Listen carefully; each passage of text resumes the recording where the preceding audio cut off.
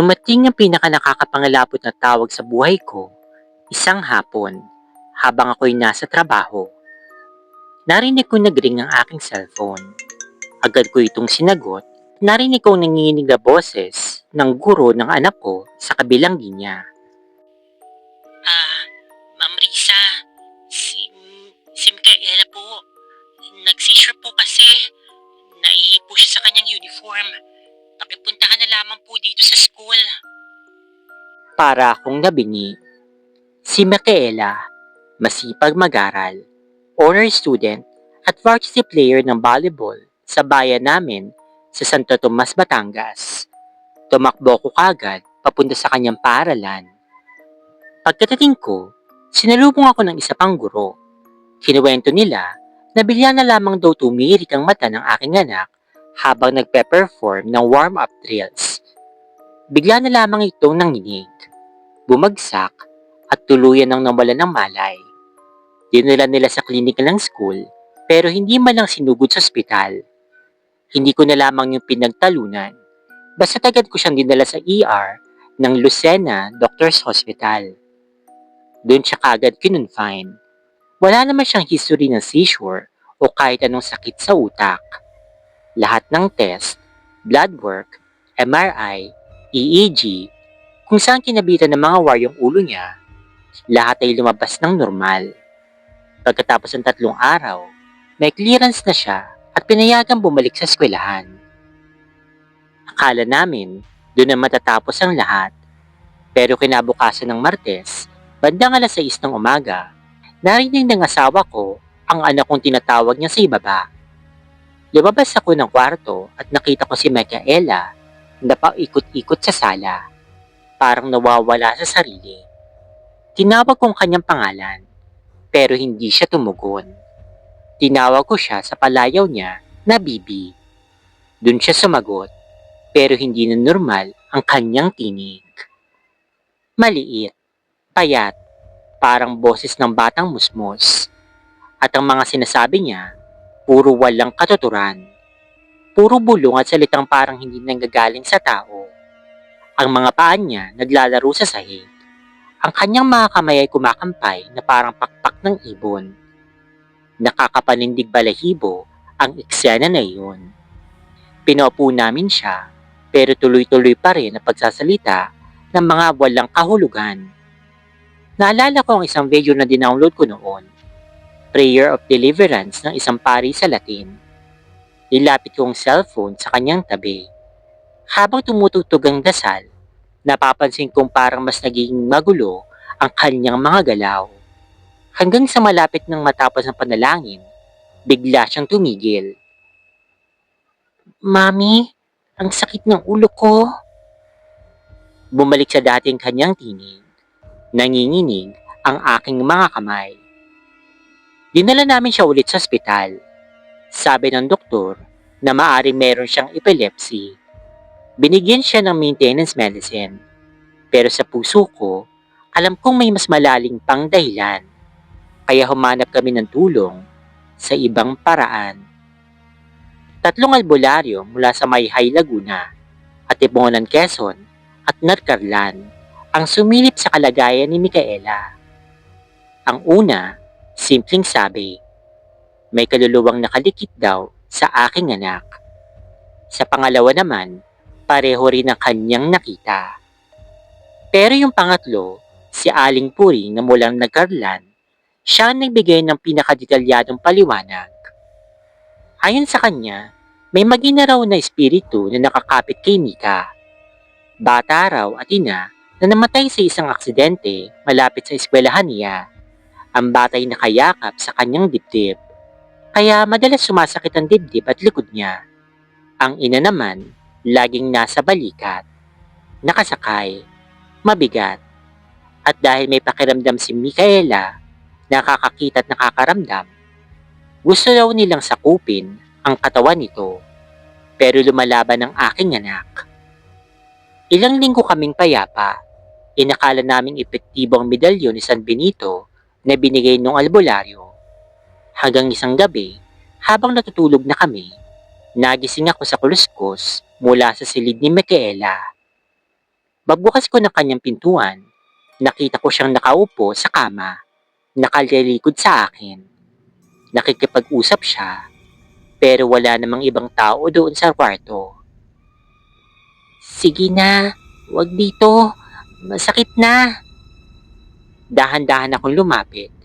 Pagkaikot niya sa akin, halos mawalan ako ng hininga. Ang mukha niya ay parang dalawang mukha. Kalahati si Micaela, kalahati isang banyagang anyo ng babaeng maputla. May itim na mata at walang puti. Napatras ako at napasigaw ng isang dasal. Biglang nagsara yung ilaw. Kumulong kahit wala naman ulan. Nang bumalik ang kuryente, nakahiga na lang si Micaela. Parang walang nangyari. Kinabukasan, kinausap ko siya. Ang sabi niya, ang natatandaan lang daw niya ay yung pakiramdam na may dalawang kamay na humahawak sa kanya. Malamig at mabigat. Ang boses na nag-uutos sa kanya na sumama na. Pero natatandaan din niyang may humila sa kanya pabalik. Parang tali na nagugat mula sa puso ko, papunta sa kanya. Hanggang ngayon, tuloy-tuloy pa rin ang maintenance medicine niya para sa epilepsy.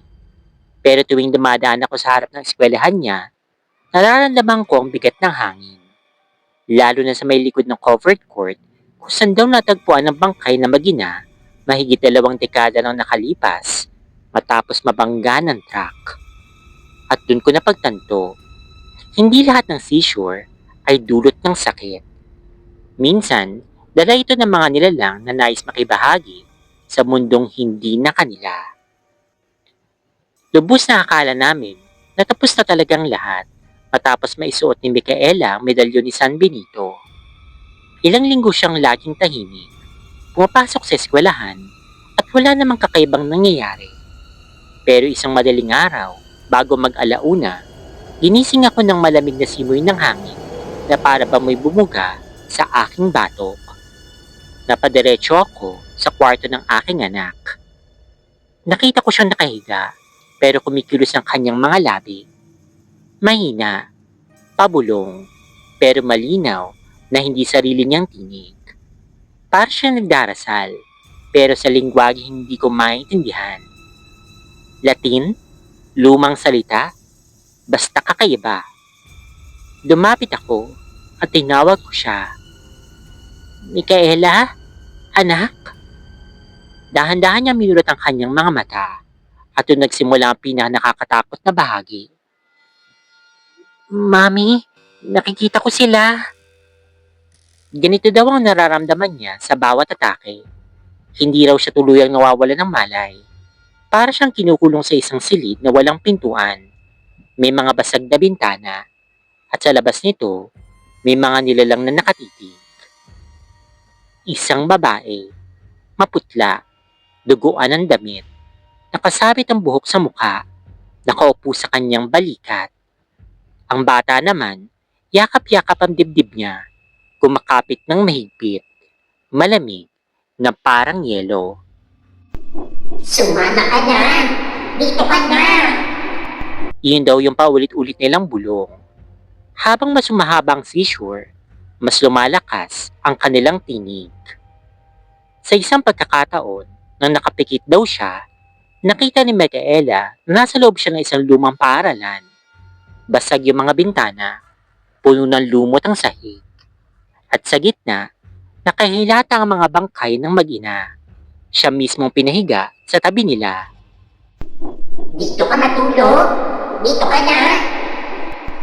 Habang kinukwento niya yun sa akin, nanginginig ang katawan ni Micaela. Para bang sariwa pa ang kanyang nararamdaman. Ilang araw matapos ang revelasyon na iyon, dumating ang gabi na may isang malakas na bagyo. Walang kuryente sa buong baryo namin. Ang hangin ay humahampas sa mga dingding ng bahay. Habang natutulog kami, biglang nagsisigaw si Micaela mula sa kanyang silid. Pagpasok ko, bumangon siya, nakapikit, at nagsalita gamit ang hindi naman niya boses. Hindi mo siya may tatago! Akin na siya! Kasunod noon, Lahat ng bintana sa bahay ay kumalabog ng sabay-sabay. Ang aso sa labas, umuungol, pero hindi tumatanggol. Para bang natatakot din. Kumapit ang asawa ko sa aking braso, nanginginig. Kinuha ko ang aking cellphone at pinaulit ang dasal na Latin. Ngunit imbis na humina, mas lalo siyang nagwala. Nakalahod si Micaela sa kama. Ang mga kamay niya parang pilit na binabaluktot ng hindi nakikitang lakas. Mami! Ang sakit! Ang likod ko! Ang dibdib ko! Halos mapasigaw si Micaela. At doon ko nakita, sa salamin sa dingding ng kwarto, 2 anino. Isang babae, nakasampa sa balikat ng aking anak, nakatingin diretso sa akin. Ang bata naman, nakayakap sa kanya. Pero ang mga mata nito, walang itim at puro puti. Wala na akong nagawa kundi ang magdasal ng paulit-ulit. Ama namin, sumasalangit ka, sambahin ang ngalan mo.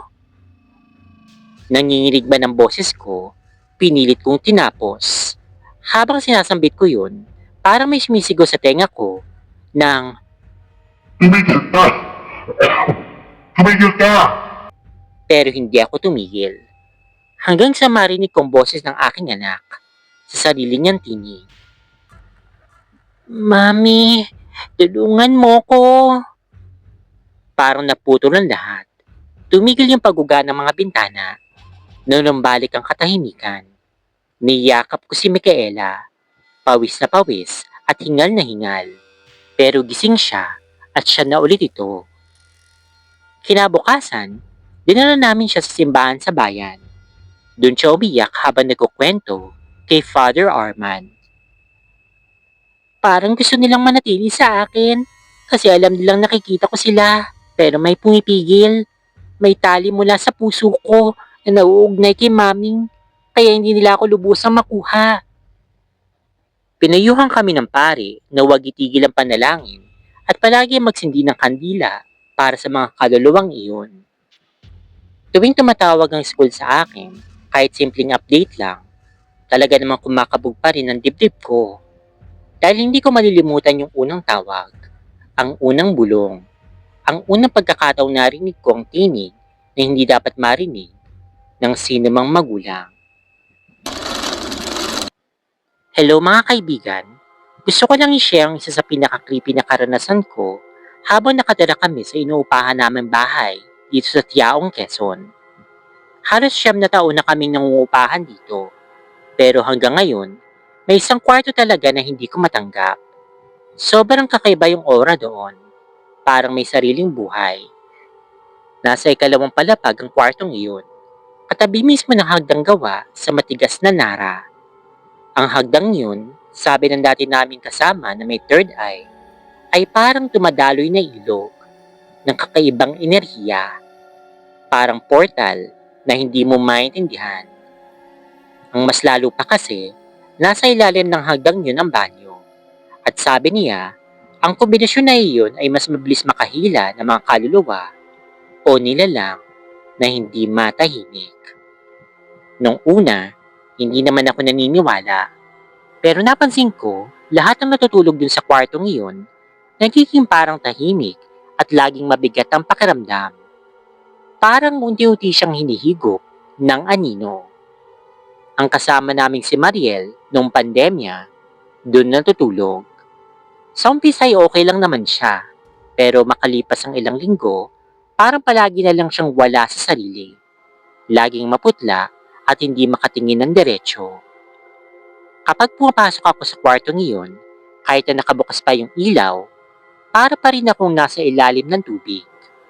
Ang liwanag, parang nilalamon ng dilim. Ang kapatid kong si Olga, ayaw talagang pumasok doon. Ayon sa kanya, masakit daw sa ulo at para may malamig na kamay na humahawak sa batok niya sa tuwing dadaan siya sa may pintuan. Isang gabi, nagdala ako ng laptop at nag-work sa mesa sa loob ng kwartong yun. Tahimik, wala kaming bisita, at mag-isa lang ako dun sa itaas. Biglang may malamig na hangin na dumampi sa aking batok, pero hindi lang basta hangin. Amoy usok ng yosi. At narinig ko pa ang tunog na parang may humihit-hit at nagbubuga. Wala namang ibang tao doon. At hindi naman ako naninigarilyo. Ang mga kasamahan ko, puro nasa baba at natutulog na. Kinalibutan ako hanggang 6. Mahina akong nasabi, "Busy ako, wag ngayon." At dun lang tumigil. Pero hindi nawala ang amoy hanggang makalipas ang ilang minuto. Hindi yun ang huli. Minsan, kahit nasa sala ako, naamoy ko yung usok ng yosi galing sa itaas. Kahit alam kong walang ibang tao doon. Natanong ko pa nga si Mariel kung naninigarilyo ba siya. Umiling lamang siya at sinabing hindi siya natutong manigarilyo. Pero kahit wala siya sa bahay, naaamoy ko pa rin. Minsan, naisipan ko mag-cleansing. Nagdala ako ng asin, dasal, at nagpatugtog ako ng mga awit ng papuri habang iniikot ko sa kwarto. Akala ko'y magiging madali. Pero habang umiikot ako, biglang bumigat ang hangin. Para bang may nakatayo sa gitna ng kwarto, nakatingin sa akin. Tapos narinig ko, hindi sa tenga, kundi sa isip ko, ang isang malalim na boses na parang sumisigaw. Umalis ka! Para akong binundol ng malabig na alon. Nanigas ang kamay ko, nanginginig habang patuloy ko akong nagdarasal. Hindi ko na napansin na tumutulo na palang aking mga luha. Matapos yung cleansing, gumaan ng kaunti ang pakiramdam ng kwarto. Pero hindi rin siya tuluyang nawala. Minsan, nakikita ko pa rin na parang may manipis na usok na umaaligid, lalo na kapag mag-isa lang akong nandoon. At hindi lang yun. Isang gabi, pauwi ako mula sa bayan. Pagbukas ko pa lamang ng gate, narinig ko yung boses ni Olga mula sa sala. Sinisita yung mga aso dahil nagtatahulan ng mga ito. Pero pagpasok ko, napakatahimik ng sala. Ang mga aso, puro tulog na. Si Olga, nasa itaas pala, natutulog din. Sabi niya, hindi naman daw siya bumababa kahit minsan ng gabing iyon. Noong mga panahon bago ang pandemya, may isang minsan kami dumalaw mula sa San Pablo, Laguna. Nung gabi, nagpasaboy siya ng asin sa sala. Sabi niya, pantaboy daw ito ng malas. Kinabukasan, bigla na lang may mga bagay na nahuhulog mula sa istante kahit wala namang ibang tao. Minsan naman, parang may bumabato pabalik sa kanya na maliliit na bato mula sa kisame. Napatigil na lang siya at hindi na muling nagbalik. Sanay na ako ngayon, pero hindi ibig sabihin na hindi na nakakatakot.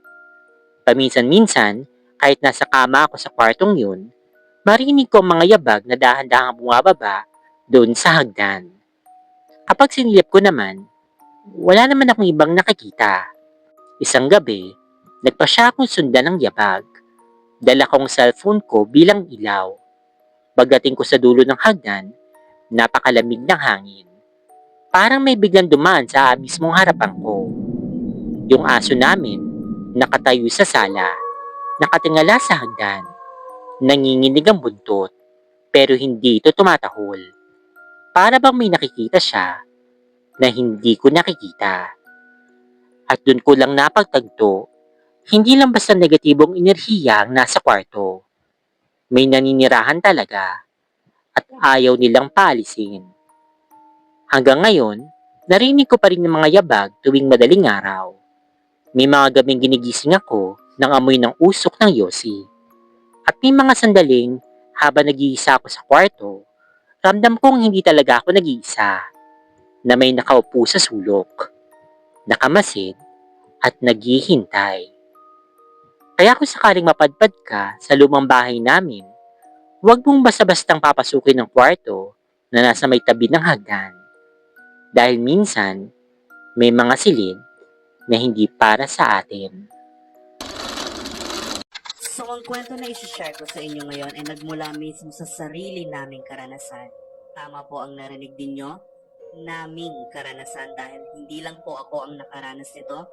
Marami po kami. So normal naman na bago ka mangupahan sa isang bahay, ay bibisitahin mo muna ito, viewing, kumbaga, para ma-check kung komportable ba o panatag ba ang loob mo sa bahay na titirhan mo. Aware naman kayo na ako ay nagtatrabaho sa isang BPO malapit sa Alabang.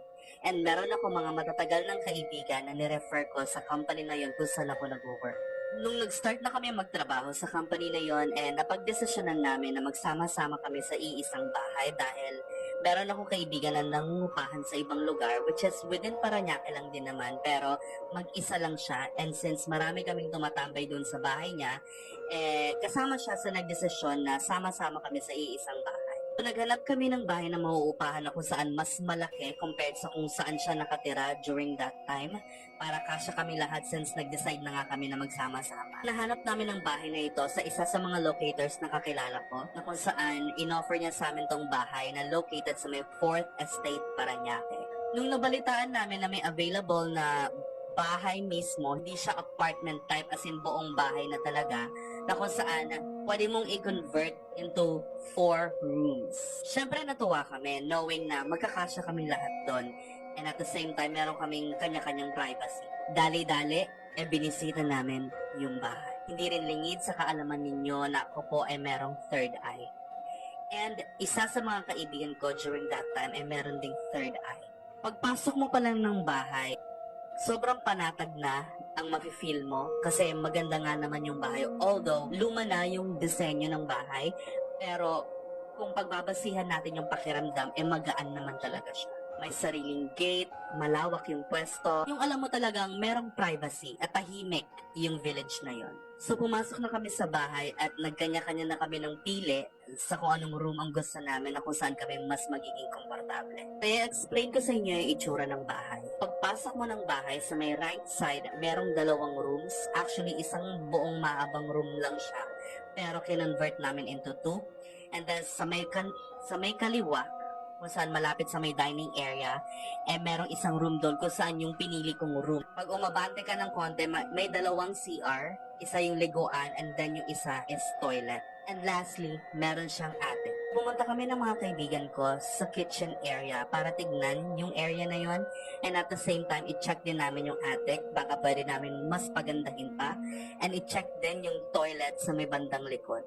Doon na nagsimula na maramdaman ko ang kakaibang pakiramdam. Doon pa lang sa CR, malapit sa dining area, naramdaman ko na yung mabigat na pakiramdam bago pa kami makalapit doon sa may attic at doon sa may dulo mismo papuntang kusina. Syempre, since may mga kasama ko maninirahan doon, and knowing na ako ay may third eye, hindi ko na to pinagsabi. Although alam ko na sa sarili ko na something's wrong. Now here comes the interesting part. Tinignan namin yung attic. So sa attic na yon, merong kahoy na hagdan patungong attic doon sa kwarto na tinutukoy ko. And meron akong naaaninag na usok na nagkorteng anyo ng babae. Siyempre hindi ko na yung pinansin kasi akala ko namamalikmata lang ako. Pero naaaninag ko na matandang babae ito. And hindi ko siya ikukwento agad-agad dahil alam kong mamiweirdohan sa akin yung mga kasama ko. At of course, ayoko rin silang matakot. So yun na, napagdesisyonan na namin na okay na tong bahay na to, kunin na natin kasi mura lang. And ang laki na niya, kasyang-kasya kami lahat. So naglalakad na kami palabas ng village and nagde-decide na kami sa kung ano ba yung gagawin, ano ba yung mga una namin bibilhin, mga ilaw, mga floor mat. And sinabi ko dun sa kaibigan kong babae na I think maglagay tayo ng ilaw na mas maliwanag doon sa may kitchen area malapit sa attic. Kasi medyo mabigat yung nararamdaman ko doon sa area na yon. And ito yung nakakaloka. Yung kaibigan kong babae na yon, tumingin sa akin at nagsabing, naramdaman mo rin yon kasi ako naramdaman ko rin yan. So siya rin pala, na sinasabi niyang wala siyang third eye, take note, naramdaman niya rin yung bigat na yon nung pumunta kami dun sa may kitchen area. And take note, yung sinabi ko kanina na may isang friend ako na may third eye din na kasama namin tumingin ng bahay at naglinis ng bahay bago namin tirhan, nakita rin niya na merong elemento ng isang babae na nandun sa attic. Pero given the fact na gano'n na nga yung naramdaman ko sa bahay na yun, tinuloy pa rin namin since malaki nga naman yung bahay. And since may ingay naman kami, baka pag nag-ingay kami, mapalayas yung elemento na yun para happy lang ang paninirahan namin sa bahay na yun. Bago kami lumipat, nagpatugtog kami ng sobrang lakas, nag-chill, habang naglilinis. So, umabot ng ilang araw yung paninirahan namin sa actually, buwan na nga. Pero ako kasi, maaga akong umalis sa bahay na yun for some reason. Sila lang yung natira doon. And based naman sa experience namin habang nakatira doon, wala naman. Habang tumatagal, wala naman na kaming nararamdaman. Although, may mga times na ako lang to kapag naguhugas ako doon sa may kitchen area, alam kong may nakatingin sa akin. So, nung sila na nga yung natira doon, meron akong isang kaibigan na bumisita sa bahay na yon at nag-sleep over. Lately niya lang kinuwento sa akin to. And sabi niya sa akin, oh my God, kinikilabutan ako. Sinabi niya sa akin na ayaw niya nang bumalik o mag-sleep over ulit sa bahay na yon. So, pagka-sleep over niya, kinabukasan, pumunta siya ng banyo malapit sa may attic. And merong salamin sa CR na yon na sobrang luma na nakalimutan na naming tanggalin nung naglipat kami. And kung titignan mo yung salamin na yon, masasabi mong ang dami niya nang nasaksihang pangyayari sa loob ng bahay na yun. So may pinto ng CR, parang may konting butas na makikita mo kung may aninong dadaan or kung may taong dadaan doon, may naaninag siya doon na padaan-daan na alam niya na presensya ng isang babae yung nandun. And take note, hindi niya alam na may something sa bahay na yon. Kami-kami lang na nakatira doon, yung aware. Kung gusto nyo pala ng more horror stories, more get ready with me, and make sure to like this video, follow me on my account para sa more videos to come. So ayun na nga, after niyang maramdaman yon, dali-dali siyang lumabas at kinatok niya yung isa sa mga kaibigan ko na nakatira doon at kinuwento na nga yung pangyayari. And then yung nakatira din doon na kaibigan ko na pinagkwentuhan niya nung naranasan niya nung mga oras na yon, ay hindi na nagulat. Dahil siya din pala mismo nakaranas na ng kaibang kababalaghan sa bahay na yon. And yung kaibigan ko na nakisleep over sa bahay na yon became curious and nag-investigate. Tinanong-tanong yung mga nakikita niya nakatambay sa labas ng bahay na yon kung ano ba yung history ng bahay na inuupahan namin. And ito yung nakakaloka. Pagtanong niya kung ano yung history ng bahay na yon, doon sa grupo ng mga lalaki na nagiinuman sa labas ng bahay, kakaiba ang reaksyon na kanilang pinakita. Nagtinginan muna sila at sa kanila sinabi sa kaibigan ko na walang nagtatagal sa inuupahan na yan dahil ang bahay na yan meron nagpaparamdam ng mga elemento. Ito ay base sa mga dati nang nakatira doon na naikwento lang din sa kanila. So they were saying na ang mga entities daw na nagpapakita sa bahay na yon ay isang buong pamilya pero regular na nagpaparamdam doon yung babaeng entity na nakita ko nung unang lipat namin sa bahay na yon. Kasi kung tatanungin ko ang sarili ko, maganda naman yung bahay. Although, alam ko na luma yung bahay, pininturahan lang yung mga pader, pero masasabi mong luma na talaga siya. And kung makikita mo yung bahay na yon, alam mo sa sarili mo na hindi malabong merong ibang entities na nakatira sa bahay na yon dahil sa itsura at pakiramdam ng bahay. So, ang tanong ko is, sino ba yung madalas na nagpaparamdam na babaeng entity sa bahay na yon? Ano ang connection niya sa mga dati nang nanirahan doon? Baka kaya siya nagpapakita doon siya talaga yung original na may-ari ng bahay at ayaw niya na may ibang naninirahan doon. O baka iniisip ko nung nawala siya nag-decide na lang yung pamilyang iniwanan niya na paupahan na lang yung bahay kahit labag sa loob niya. Again, if you wanna hear more horror stories from me, then make sure to like this video and follow for more.